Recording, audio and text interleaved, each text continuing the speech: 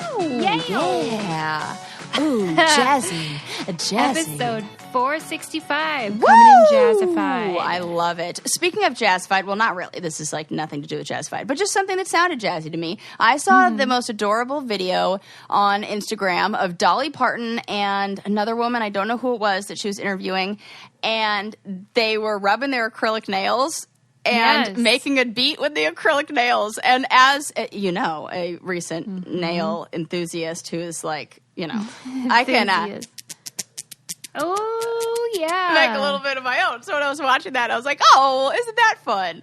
And she's Dolly just, knows how to she use just the best herself. or what? Yeah. Yeah, she uses what she's got, doesn't she? I love her so much. I've been wearing that shirt that we made, the if you want the rainbow, you got to put up with the rain. Aw. I've been wearing that Do one a people lot. love that when you wear it? I really just wear it to bed, and so I don't really that's see cute. people, so. But they would love it. They would love it if they did see it. Probably. Do you think that I feel like Dolly's boobs have gotten smaller? Do you think she's just not wearing the pointy bra anymore, so they just look smaller? Oh, maybe. Maybe she got a breast reduction. I mean, they're still humongous. Don't get me wrong. Right. But Yeah. like they used to just be a punchline and constantly discussed, and now everyone just loves her for who she is. Well, isn't that wonderful? As they should. Yeah. And this is like, Susie, this is like when you're a stripper and you're like, excuse me, boobs are down here. You're like, can we go back to talking about Dolly's chest, please? right. Enough about the substance of her right. character. Does she get no love? I mean, for goodness sake. Somebody show this woman I have a dream that one day we will be judged for the size of our breasts. Not the content for our character. Oh, God, that's so funny. Oh, I mean, I just think her boobs are beautiful. They Don't really get me are. wrong. All boobs are beautiful. Mm-hmm. All boobs and all vaginas. I'm going to go ahead and say that. That I disagree with. I know you do, but I'm gonna say that's incorrect. Nice, though. Because I watched, and I don't know if we ever talked about this on here, but there's a documentary that came out, oh gosh, it's got to be years ago now, where this woman did molds, molds essentially, of women's vaginas, and then displayed them in like this big mural. But she didn't just do the mold. She would interview them, and then she would talk about them, about their relationship with that, what it's like, and then she would do the mold, and then she would, she did this big art installation project where she was like talking about some of the women's like beliefs about them, and then showed just how different and unique all vaginas are, as we all are different, like people. Yeah. And watching it, I was like, oh, my vagina, what do I call it? Vagina confidence went up through the roof watching this. Why? Because you're like, oh, everybody's got, they're different bits and parts, and who cares what it looks like? And it's all just fine. And everybody just needs to relax and don't worry about everybody's fine. That's easy for you to say with your perfect I don't think it is. I think it's not. Like, I act like I've seen it. Right, I know. You're so funny. Like, you're like, it's perfect. I'm like, it's not. I just imagine that it is. And I have seen a perfect one because I saw someone who was post-op transgender, and so basically a manufactured vagina. Beautiful. I want one of those. Oh, my God. I was jealous. I was like, well, what the heck? That's what you got, like the Michelangelo sculpture of vaginas. Come on, I have vaginal envy right now, and you know what? She deserved it. So, well, good for her. Yeah, I mean, you're right. That is true. Trans people all deserve perfect genitals. Yes, that's a good point. Yeah, I like that. I mean, I used to hear, what do they call that, where you get your vag refreshed? Oh, yes. Rejuvenation. Yes, vaginal rejuvenation. I used to think that was ridiculous because, like, who cares? Guys are just happy to be looking at one. They don't. Right. Yeah. And I'm sure lesbians would feel the same. Yeah. But now I'm like, I don't know. I want to clean this thing up. It's too floppity sloppity over here. Ow.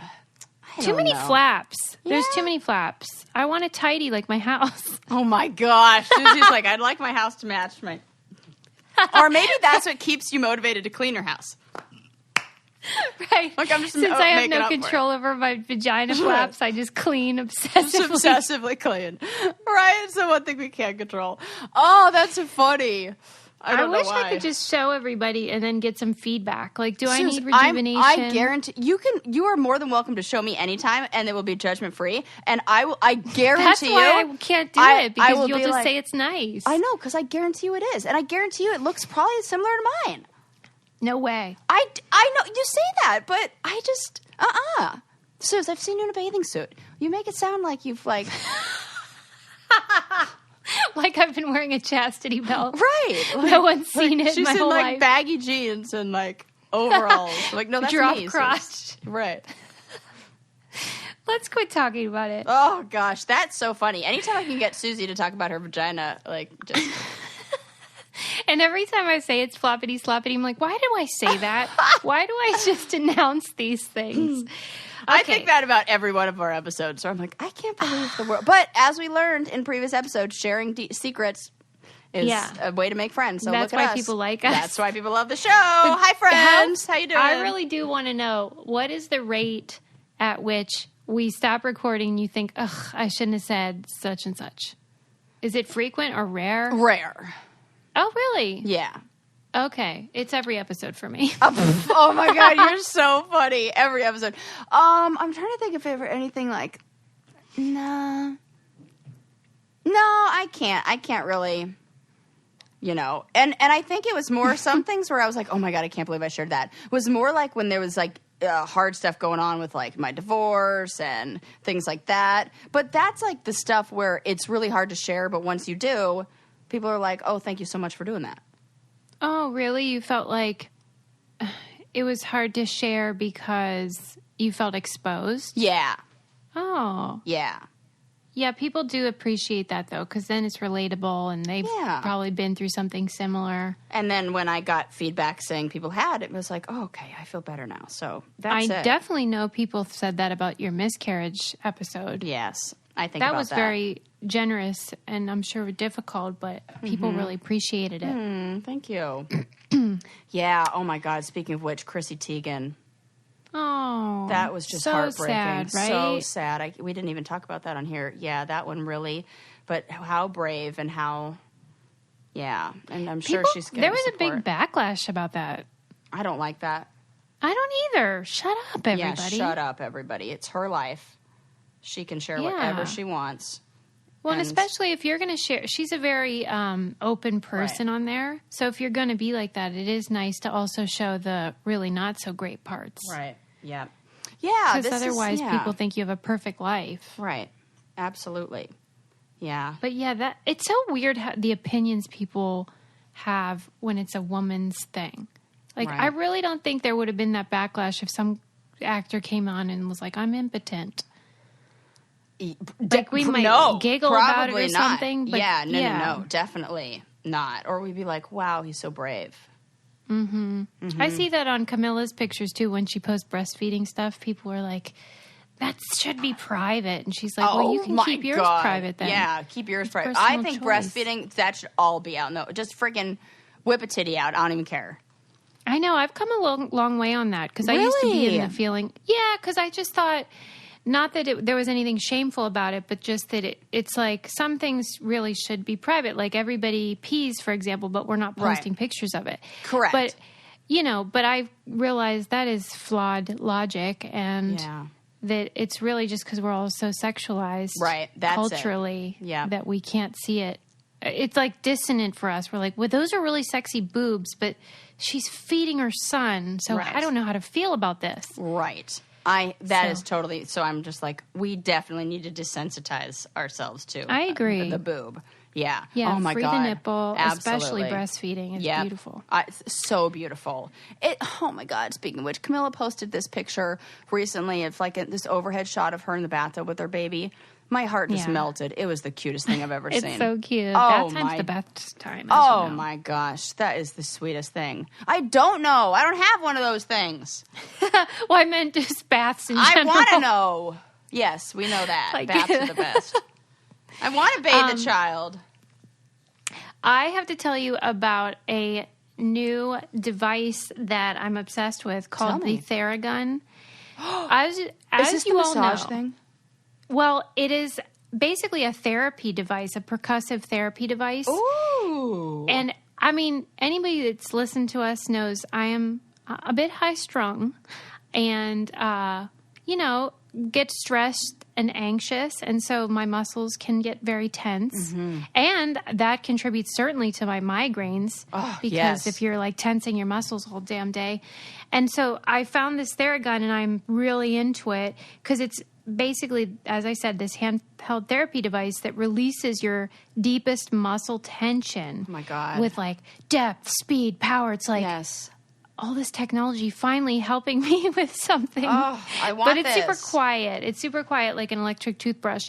And it's super quiet and it's like soothing. It's not one of those ones where you're like, Right. Ever have that? Like at the chiropractor or something? Yes. Where I'm like, oh my goodness. I don't think this is helping anything.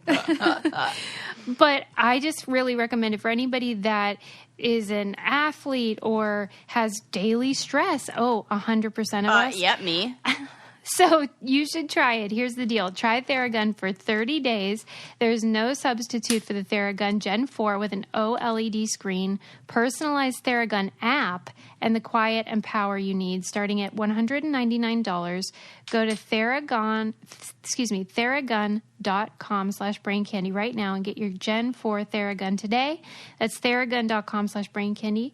Theragun.com/braincandy. And Sarah, I will be sending you one so you can release your tension as well. Well, yes, I love this. Yeah, you're welcome. Thank you. I mean, I'm always looking for stuff to relax because that's my biggest problem in life is that I'm too anxious. Oh, that might be my biggest problem too. Do you think you are anxious? I always my God. Like, laid back. No, I am about as high strung as they get. Wait a minute. How did I misread you all this time? It's more like you do get wound up. Yes, I get wound up. I see. And the internal dialogue that I have can take over. Oh, the monologue. The monologue is like a very negative track. Oh, that's the worst. That I gotta really fight. And it's like constant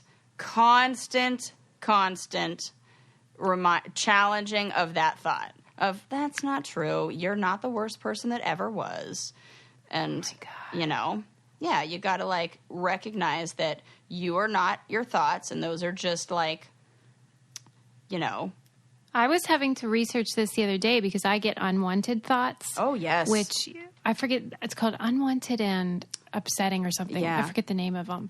But intrusive and they can be very thoughts. Yes, intrusive.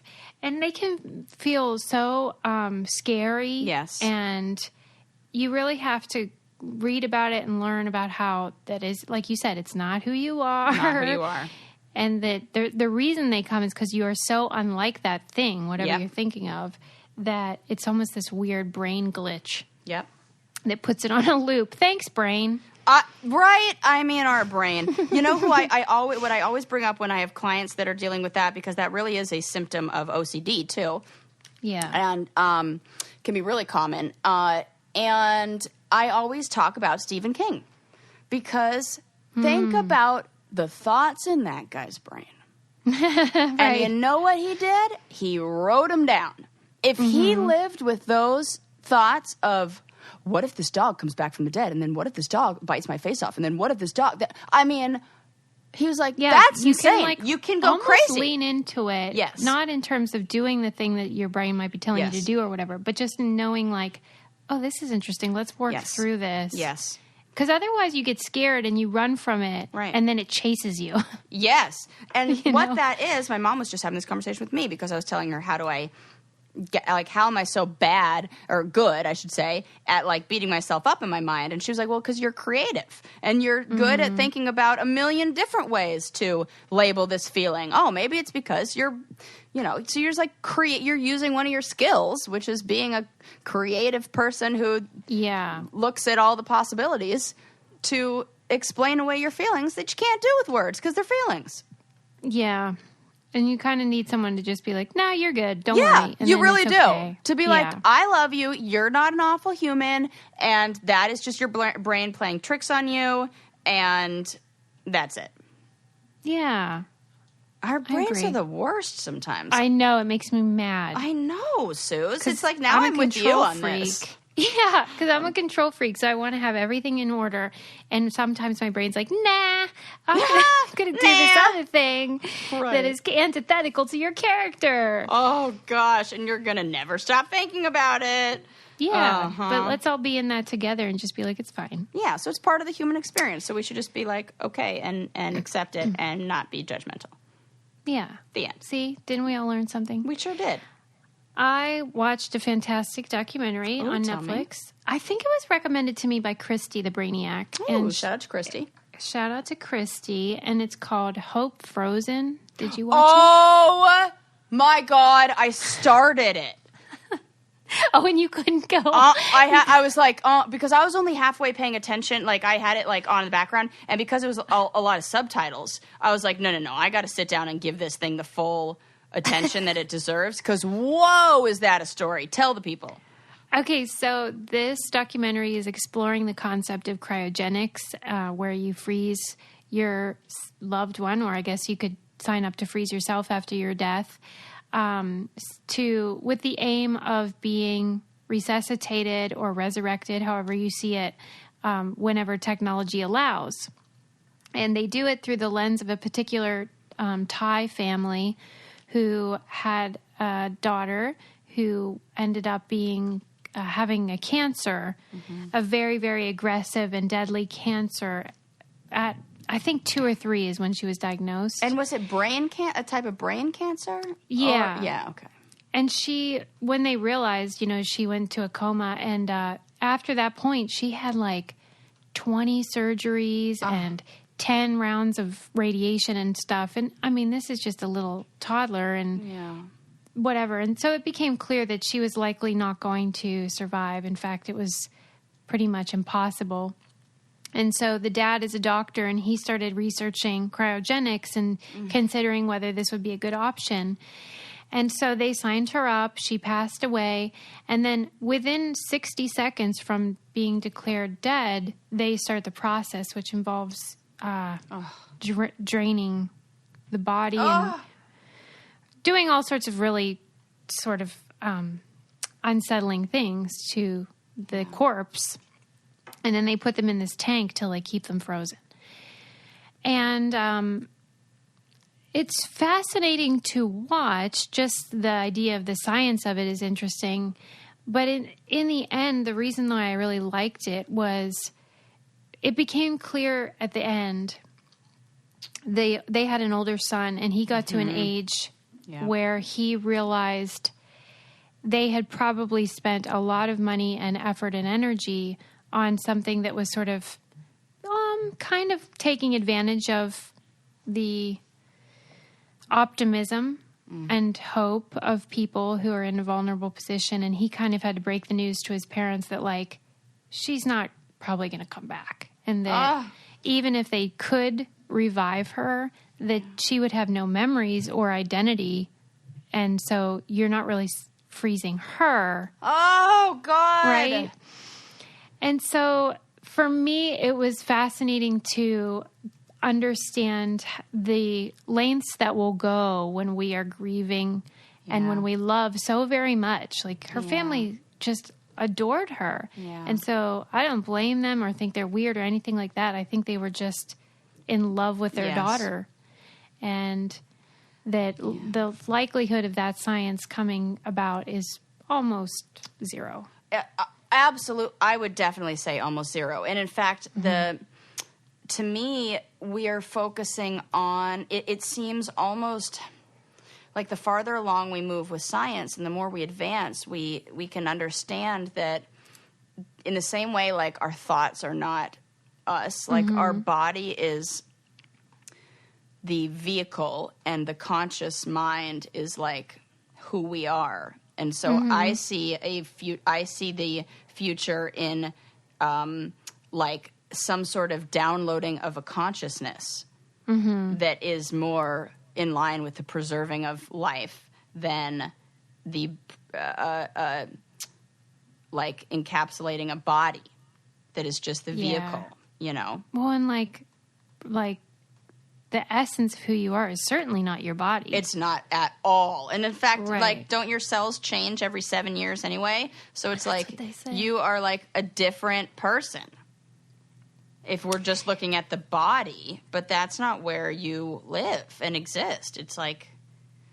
And the thing is, like, even if they brought her back to life, including her memories and identity, you won't be here then. Right.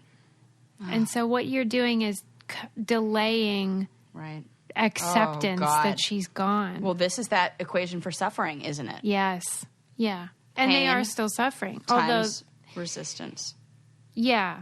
Right. Suffering. So at the end, you see that they're in a different place now, and you can decide for yourself. But for me, it was fascinating, but it is really a look into grief rather than a look into the science of all that. But one thing that does not make me sad is ritual vitamins. Woo, that'll make you happy and healthy. They make me happy. And I just love them because it's easy to keep the commitment of taking the vitamins each day because they have no ill effects. They are time released, so they don't give you an upset stomach. And they have a pleasant smell, unlike most vitamins.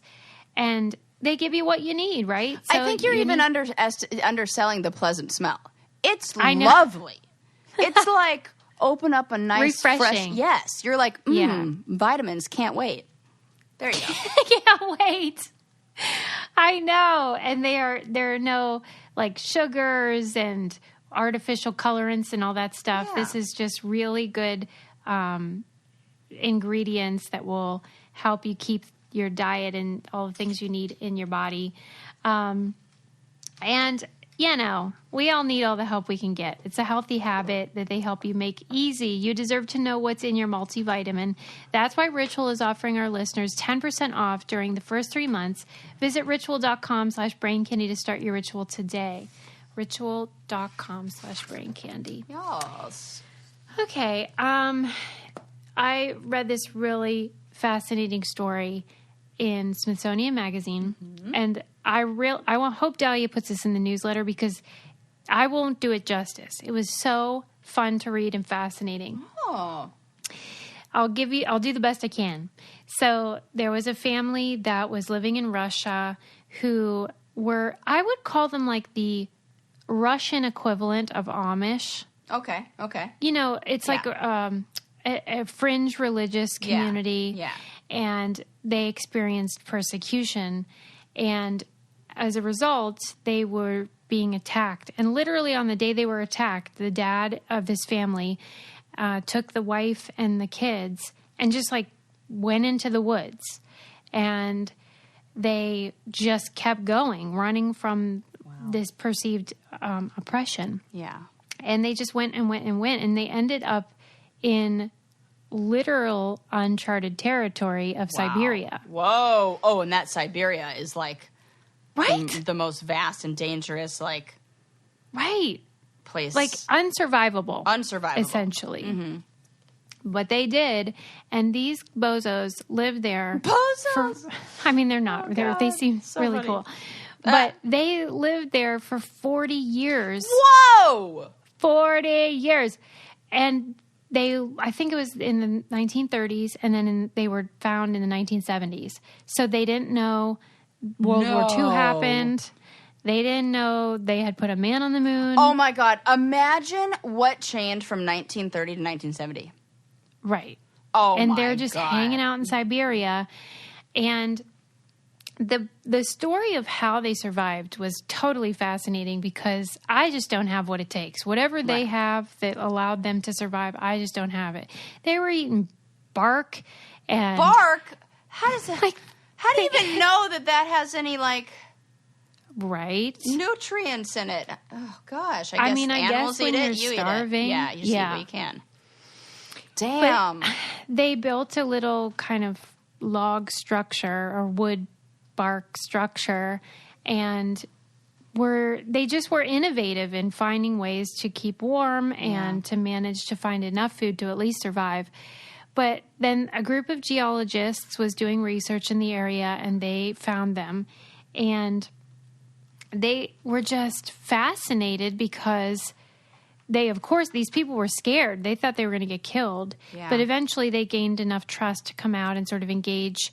Now, 2 of them had been born in captivity. Yeah, what's that? I have some questions. Yeah. Okay. So this is a really big family with a lot of kids. Most of them had been out in civilization, at least for a period of time, but 2 of them were born there. And they had developed sort of their own language where they would just coo at each other. Weird. Right? But I guess they understood the Russian as well because the dad spoke Russian. Gosh. But whenever the geologists were sort of introducing them to innovation and saying, here, we've invented this thing, you can look at it. The thing that really caught the dad's eye was cellophane, of all things. He was like, it's glass, but you can crumple it. Oh my gosh. And that is really interesting to know what blows somebody's mind. Yeah. If they haven't had any exposure. Because it's not like anything else that, our brain wants to make metaphors and is like, this is like this. And I can see the connection of how, I can see how this works with this. But that one, you'd be like, how the fuck did we get that? If you'd have to explain a lot first. I mean, just who would even think cellophane would be such a novelty? Never in a million years. The hard frost killed everything growing in their garden, and because they tried to grow a garden, but then, of course, it gets real cold in Siberia. Yeah. And by spring, the family had been reduced to eating shoes and bark. What? Oh, my God. A shoe. Right. Okay, so then they totally ran out of food, and so the mom just gave what they had to the kids, so she died. And then the kids looked out, and outside their house, one sprig of I forget if it was a pea or a bean plant sprouted. And the dad built a fence around it and guarded it 24 hours a day from mice or pests or whatever. Yeah. And then it harvested 18 beans. Oh, and that was God. They were psyched. Oh my God. They thought they had gotten a cornucopia bountiful blessing. This is when I find little joys now that I've been in lockdown for so long. They were right. Thrilled about some beans because they were in the ultimate lockdown. Right. And so they didn't want to leave, though, even after I love this. Let me read you this. So the only gift that they would accept, because they didn't want to leave that place. They wanted to stay, even though they had been discovered. The only thing they would take from the geologists was salt. Oh, and they said living without it for 4 decades had been true torture. Oh, you are right there with them. I know. I was like, exactly. You're like, this is what I've been saying. I need flavor. I know. But anyway, so they're all dead now except one. And she still lives there all alone in Siberia. And she's in her 70s. All alone? Yeah. All alone? Yes. What? And they still are these religious extremists, though. So a lot of it is informed by that. Okay. Because they think civilization is sinful now. I see. Yeah. Well, it is. Yeah, they're not wrong. They're not wrong. Right. Maybe they're onto something. I know. I think they're not bozos. They're not. We're bozos. We are. I know. After I watched The Social Dilemma, I was like, oh, yeah, we should all be Amish. Yeah, we should. I just love that people have that kind of will to survive. Oh, God. Right? It's amazing. I feel like people really don't know their own resilience until they're put in situations like that. Yeah, I guess. Because you say, oh, I couldn't survive. I know you could. Eating bark, Sarah? If you had to do it for Lincoln and for... Yeah, for Lincoln. See, there you go. You'd eat some fucking bark. But, what if it were your family growing up, You'd be like, what? No, I'm tired. You wouldn't know any different. Oh, my God. You're so optimistic. Well, I don't know. I just, there was that book... I think it's called A Man's Search for Meaning. Have you heard of this?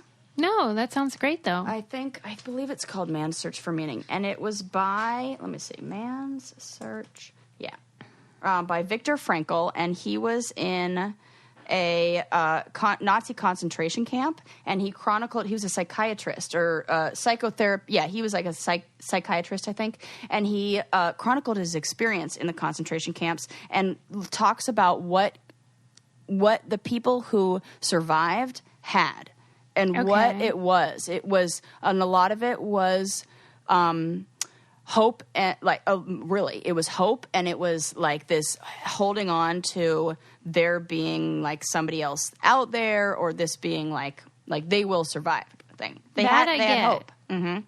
I just don't understand why these Russian people did have hope, because there wasn't something at the end. This was just their new life. Yeah. That to me, maybe the hope is that they won't be persecuted. Yeah, it must be. Mm-hmm. That persecution must have been real bad, though. Right. Because if that's preferable, oh, Lord. But it was really good and fascinating. And there's lots of pictures in the article, too, so you can see what their place looked like. I would love to check that out. I read something recently that said Siberia is one of the places that is benefiting from climate change because it's warming up. Right. And now it's not the deserted, tundra that it used to be. That's what that said. Like in the summer months, for just a minute, it almost seems nice. Mm-hmm. Right, for a minute. Just don't get used to it. Yeah, but it's like those minutes, I guess, are getting longer now. So, well, my minutes are not getting longer, and so I don't have a lot of time, and that's why I love using Stamps.com. Yes, because I don't have to go to the post office. Yes, I can just ship from my house or my office, wherever I am. And what's not to love about that, Sarah? Right. Everything is to love about that, because I don't like going anywhere these days. I do not either. But I still have to ship everything. So that's why we use Stamps.com. You can print out official U.S. postage 24/7 for any letter, package, or class of mail to go anywhere in the whole free world you want to send it to. And then just put it in your mailbox and off you go. And you get 5 cents off every first class stamp and up to 40% off priority mail and 62% off UPS shipping rates as well. Don't spend a minute of your holiday season at the post office this year. Sign up for Stamps.com instead. There's no risk. With our code BRAINCANDY, you get a special offer that includes a 4-week trial plus free postage and a digital scale. No long-term commitments or contracts. Just go to Stamps.com. Click on the microphone at the top of the homepage and type in Brain Candy. That's Stamps.com. Enter Brain Candy. Stamps.com. Never go to the post office again. And good point about the holidays. Ugh. Oh, yeah. That's prime shipping season. One more thing on that Man Search for Meaning book. It said that this little write-up that I was looking at right here says that he described a method which involved identifying a purpose in life to feel positive about and then immersively imagining the outcome. Oh, that's good so advice. Maybe that fits in line with them. That I can get on board. Here's the purpose to life that I want to feel positive about, and then I'm going to intensely and immersively imagine myself in that positive place. I noticed that with the prisoners I write to. Yes, I bet. A lot of times they create meaning somehow. Yeah. And that's a beautiful thing. Mm-hmm. Okay, I have a debate, another art debate for you. Oh, I love it. We've been doing that a lot lately. Yeah. Maybe because art's all we have right now, so it's right, there you go. It keeps coming up. There was a building, I believe, I picture it in New York, but maybe it wasn't. Okay, there was a building owned by this guy, and he had told an artist sort of collective, a group of artists, that they could do their graffiti on that space. So it's a sanctioned area where graffiti artists are allowed to put their artwork. I dig it. Say that again. I dig it, yes. I dig it, yes. And it even had a name. I think it was called 5 Points. Oh, and, artists would come from all over the world. I think it's famous. Yeah. Okay. And people would come from all over the world and do their graffiti on there. And then one day he changed his mind, the landlord. And he painted over all of it with white paint. And so the artist collective sued him for demolishing their artwork. And when I first read the headline, I was like, well, it's his building and it's graffiti, so he should be allowed to paint it whatever he wants.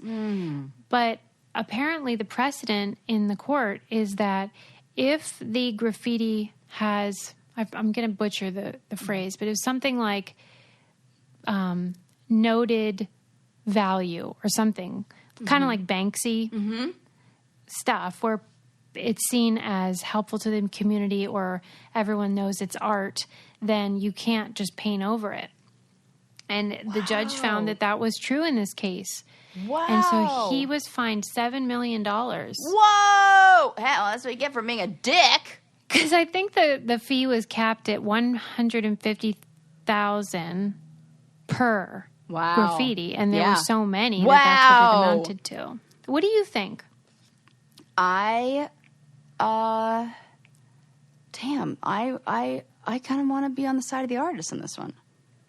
Okay. Because I think, after I did like a quick Google search and I looked at it, I think that maybe this guy didn't know how much of a destination spot this would turn into. Mm-hmm. Oh. And that maybe he didn't like people coming there or people like vandalizing it or whatever else it brought, that people thought everybody could come there and then write on it. So he was like, I don't know, I'm making all this up, but this is like my theory. Yeah, maybe he felt like this got out of hand. Yeah, and so he's like, I know, I'll just take it away. And I mean, the judge had said if the guy had gotten the correct permits to allow him to paint over it, then this wouldn't have happened. But he just sort of swung his dick around and took matters into his own hands. Yeah. So, but he died like the day before the ruling. So no, he was old though. He was. 83. Did they even get any of the money though? Maybe from his estate. I hope so. Unless he didn't have one. Maybe they just get their building back. Yeah, that would be justice. What does it look like now? Just white and ugly. No. Yeah. Oh, I don't like that. Yeah. I guess it's a weird thing, though, to acknowledge that sometimes graffiti isn't just graffiti. And it's hard to know the line. And that was what the defense argued. They were like, that's too vague. How do you know what's actual art and what's, where is the line? Oh, that's a hard game to play with graffiti. Well, with so many things. Right. It's like, well, who's the one deciding? Right. Right. I find graffiti to be annoying mostly. But good one. Like, I remember driving on that F train in New York and passing some part in Brooklyn that was just all graffitied up. And it was so fun to pass that. It was like, yeah, I look forward to it. I really liked that. I remember watching the casting special of the Road Rules season that guy Yes was on. Yeah. Do you remember him, Semester at Sea? And he was a graffiti artist. Yes, I do. Okay, yeah, and I remember them asking him, like, how do you justify, putting graffiti on a building you don't own? Yeah. And he's like, well, it makes it more beautiful. Right. And they're like, but you don't own it. He's like, but it makes it more beautiful. Yeah. And that's kind of the circle that they went in, and there's no answer. And the judge is saying, well, yeah, there is. If it does make it beautiful, then maybe it's fine. Oh, I like this. This is really helping my trimming the plant argument. Oh, my God. Are you still thinking about that? Well, every now and then. Especially since they haven't done jack shit to that thing yet. Oh, my God. So, I'm just always going to complain about that. Find a way to work it in. We were tagged in, I think it was a tweet from a Brainiac. It was a New York Post article about hairy caterpillars. Did you see it? No. Okay.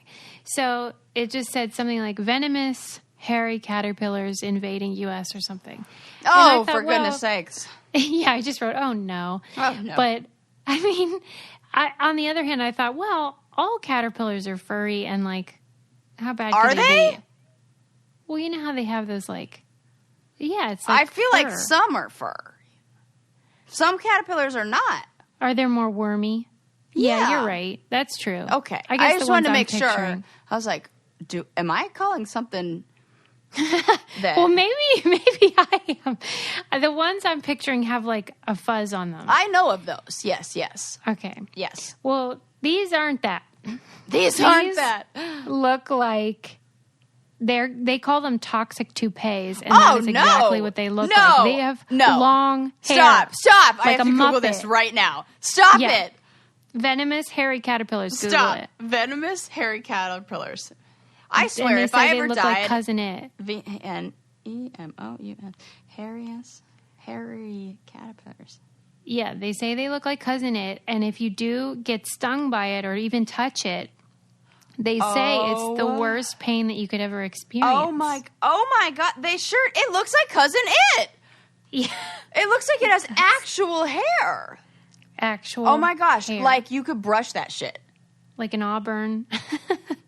Well, this is very confusing as somebody who loses a lot of hair and then has hairballs around the house. Oh my God. I need to make sure that I'm not picking up a poisonous furry pus caterpillar. I think this conversation requires a gelatin-style shot. Oh, hell yeah. Our friends at Boozy Bites. Woo! I love my Boozy Bites. I was cracking up today about the listener that wrote in about how I said they were Jell-O shots for adults. She's like, as if there's Jell-O shots for kids. Right. And I was like, wait, we should start giving... Anyway, it took a dark turn. But what I was trying to convey is that they're like an elegant, grown-up version instead of like the frat party. Yes. This is not your frat boy. Like, I brought it to a classy brunch and people were like, oh my God, this is fancy. And I was like, yes, it is. You do not have to get your fingers dirty at all. Yes, Boozy Bites are gelatin shots, but they come in these really cute wine glass style cups, and they have really great flavors, Moscow Mule, Rosé, all kinds of ones like that where it's like cocktail flavors. Mm-hmm. And Sarah puts them in the freezer and says they're even better. They're so good. It's wine-based, and you bite into it, like Sarah said, without even using your fingers. They're shipped right to your door. They would make a great gift or bringing to, a little socially distanced party. We love these Boozy Bites. We know you will, too. Right now, they're offering 15% off plus free shipping for our listeners. So to order your own box or send some of the boozy treats to your friend, head to boozybites.com and enter promo code BRAINCANDY at checkout for 15% off your order. That's boozybites.com, promo code BRAINCANDY. And you got to be 21. Don't be trying to sneak it, Yeah. Boozybites.com. Yum. I love mine.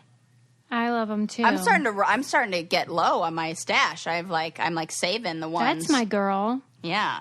Proud of you for eating those. Just be like, because like 1 week I was like out of wine, so I was like, no, just Boozy Bites. Problem solved. Like party for one. That was exactly what I had. Exactly. It was awesome. Okay, next conversation is that they discovered a new shape. See, when you go and tell me these things, I never know how you're going to react. I think I know all the shapes. What do you mean? Just when you get a handle on the shape. Right. Don't you dare go tell me there's like a new color or something. I can't handle that. So what is this new shape? Well, scientists discovered when they were doing a computer program that there kept being this shape, and they figured, wonder what that's called.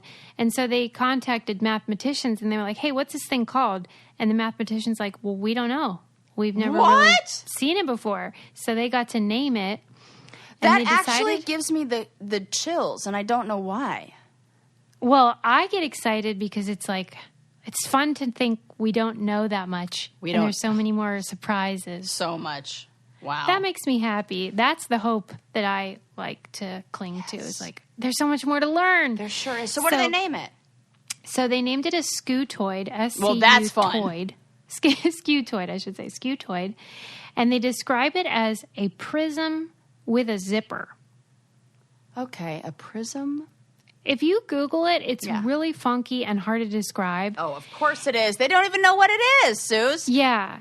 S-C-U toid. And they named it that after the back end of a beetle, which is called a scutellum, because they said it has a similar shape. Huh. And basically they said that life on this earth could not exist without this shape because it's found in all multicellular organisms. We just never really noticed it before. Isn't that fun? Oh, see, wow. That makes me think about so many things. Right? That this is, so it's like something that we've always seen. Yeah. Our eyes all the same eyes that haven't changed. Sarah, it's like that thing you say about when that boat was coming to the new world. That's what it's making me think of. We can't trust our eyes. Right. What are we even seeing? What even is this? This is like, I read this article in Scientific American just recently, and I couldn't even, I was like, I can't talk about this shit on here because I can't even begin to wrap my mind around this idea. Neil deGrasse Tyson and a comedian, I can't remember who it is, were having a conversation about simulation theory, and basically get down to it, like, we're looking at 50-50 chance that this is all a simulation. No. Like the actual math. Like when you look at the math of the likelihood of that. And I was like, oh, I can't. Well, Chuck Nice, I think that's his name, who was on there with him.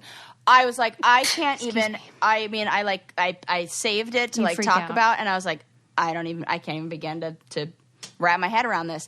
And that is how I feel about, like, we've looked at these, like, if it's inside a cell, cells are such, like, studied.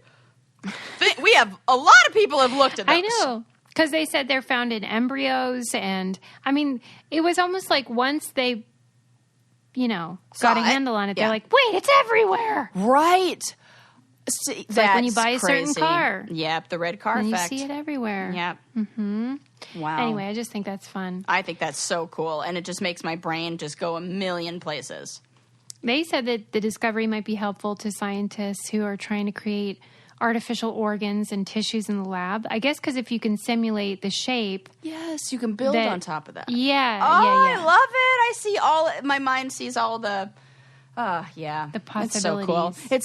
It says it has different sized areas at the top and bottom that allows cells to pack tightly together. Mm-hmm. Wow. Pretty cool. Super so keep cool. up the good work, scientists. Yeah, keep doing your thing, science. I think this is a fun fact that you will... It's one of those things where once you hear it, you're like, that makes sense. Yeah. So I was just reading about scientists wanted to know if depression and anxiety were increasing this year, as you might expect, because it hasn't been a great year. I don't know if you heard. Yeah, not a little bit. So they were studying depression rates of teenagers compared to 2018. And funnily enough, these rates were down. And so they were trying to figure out what it is about this year that made them not as anxious or lonely when the rest of us are, dying. White knuckling it. Right. Right. Well, it turns out because they are not in a traditional school situation, they are sleeping enough finally. Oh my God. Isn't that crazy? That makes so much sense. Absolutely. This is a really good argument for a shorter school day and later start and all that kind of stuff. Absolutely. And it makes me crazy that the reason they don't start school later is just so they can have like fucking football practice afterwards. Oh my God, Suze. I'm so glad that they really looked at and really like considered all those variables and stuff out there. Because they need more than 7 hours a night, and normally they're obviously not getting it because teenagers like to stay up late. Right. And then they have to get up at the crack of dawn. Right. Oh my gosh. So there you go. I just thought you'd like that fun fact. I love that fun fact. I just got Me too. This like fertility tracker bracelet that I wear. That tracks your fertility online. Is that the Ava? Yes, it is. I love it. I love it, love it. And because I was like, I'm over birth control. I want to track this stuff and like that. And so I've been like looking at my sleep. Okay. What does it say? It'll say like what the quality of the sleep was, what the REM sleep was. I only got 4 hours and 13 minutes last night. Oh my God. And I went to bed. What the hell are you doing in there? I'm not sleeping. I'm just laying in bed with no lights, no TV, no phone. I haven't even had my phone with me. And I think I'm asleep. Awake. So I'm like awake. It's not a question of like you thought you were sleeping but you weren't. Sometimes I think I thought I was sleeping but I wasn't. Okay. Yeah. Dang. And no, it's not like I am like, I had some glasses of wine. No, I haven't even been drinking. Right. So I'm like, what? Well, that's good to know. Right. So I've been tracking. I've been like, okay, I got to get better sleep. I got to do like, I think most people need better sleep. I think we do too. And I think I didn't even know how little I was getting until I was like actually properly tracking it, you know? Wow. Because like, does it give you tips like, hey, do this to... Ooh, no, it hasn't I would love yet. some. Yeah. They need to personalize it so we can, they could say like, listen, you need to do this. Take a bath before bed or something. My mom does tell me that. She was like, you need to have 2 baths, just like Susie. I agree, Sally. Yes. There you go. Okay. Let me see. What do I want to talk about? I did read a great article in the New York Times about self-portraiture and the dawn of it. It was so good. And it was one of those ones, sometimes the New York Times does these beautiful interactive articles.